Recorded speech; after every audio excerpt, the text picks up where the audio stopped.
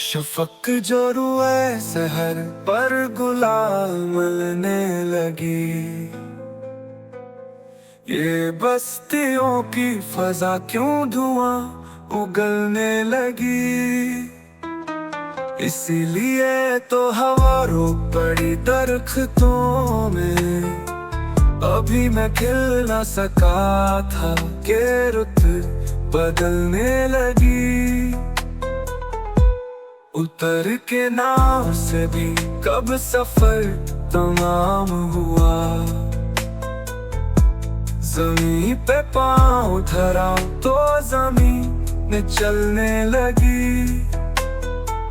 किसी का जिस्म अगर छू लिया ख्याल में भी, तो पोर पोर मेरी मिसल शम्मा जलने लगी।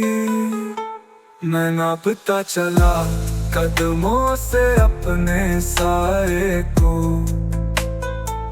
कभी जो दश्ते मसाफत में धूप ढलने लगी।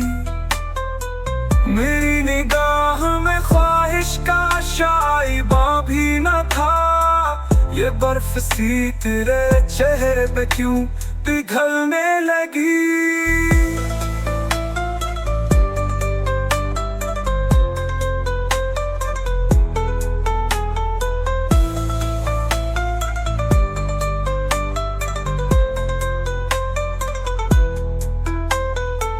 हवा चली सरे सरेरा तो यूं लगा जैसे रिदाए शाम मेरे दोष से फिसलने लगी। कहीं पड़ा ना हो परत अवाहरे रफ्ता का। ये सब्ज बूंद सी पलकों पे क्या मचलने लगी।